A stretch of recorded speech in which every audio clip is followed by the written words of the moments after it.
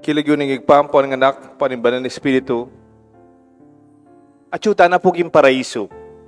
We are already in paradise. Pota sabihin mo, anong paraiso? Eh naman masala sa imbiya ko. Karakal pang kulang, karakal ko papangati. Karakal pang problema. Totoo naman po ito. At ko pong kwento na eh. Di misa nating metong aso. Itang aso, maglakad-lakad dyan kayong palengki. Kayong palengki at tinamang metong matadero, ikiting aso. Lupa yung maranok. So dinenanya pong metong butol, maragul. Something na nitang butol na binyen, ay tiyane kitang aso. Pwede yung gawan bulalo. Pero itang aso, sakto niyang aso, buitang butol, anay kaswelo, tapamong butol at pandita ka lilitit. Pandita ka taba. Inuli niya kita karela. Oning ining aso, dumalan niya king metong balo yo po retang tete dutong. Detang tute sabiandang balamo duyan matchen. Malatiyay tan tete. So, tineteya ka rin ng aso. Daladala ni itang butol. Oneng mi palaway po yung aso, ketan danum. Ikit na. Itang aso, tinya namang butol. Maragulit ang butol dadala na. Buri niya naman tang butol. Pero tinya kanyang dadalang butol tang aso. Pe matakutan na itang aso, nga na, linawin na, grrrr, grrrr, nga na. O nang itang aso kitang danong, may kiba dyan man, grrrr, grrrr, nga na. Ba, may muaya lalo, grrrr, nga na naman. Grrrr, nga na naman itang metong aso. Nyatang mimuha niya po mimuha itang aso, keunganing kalupa ng aso. Aw, aw, aw, aw, nga na.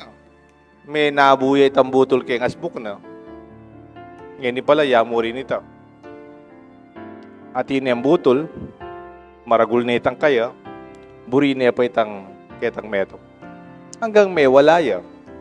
He already had wonderful dinner, that bone, given by the butcher, but he was craving for more.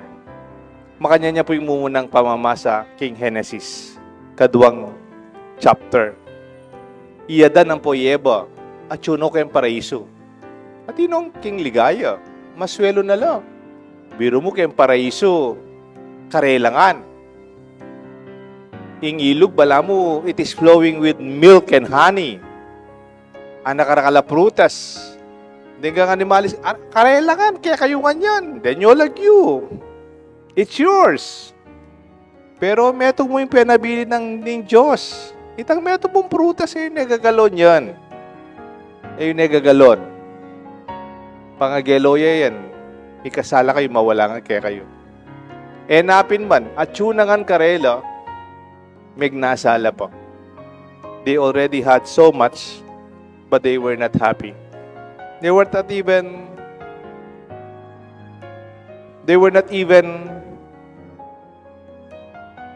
thanking the Lord and grateful for what they already have. Bisa lang maging bala mo, Diyos, you will be like gods. At the end, they lost everything they had. They lost the very gracious paradise of Eden that is already theirs. Marakala po rin taong makanyan ngeni. At yun nakarela, mantun la pa. Pinita mo siguro ng akit. Is it possible that even when you are in paradise, and yet you feel it's not enough? Yes. The lure, the temptation to have more. And more can be a trap and subtle entrapment to the unending cycle that leads us to stress and exhaustion. Ditak pa, dagdagan tapa.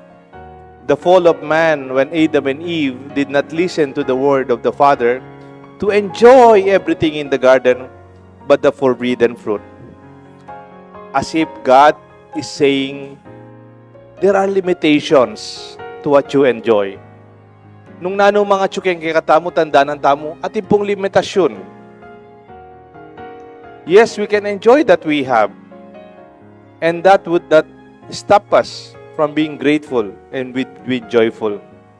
The desire to be like God seems to reflect until today as the desire to have more unlimited or even be able to do boundless things.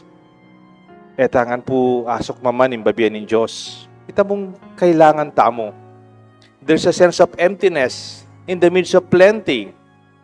But unless you define your enough, you will be cursed to be running for more.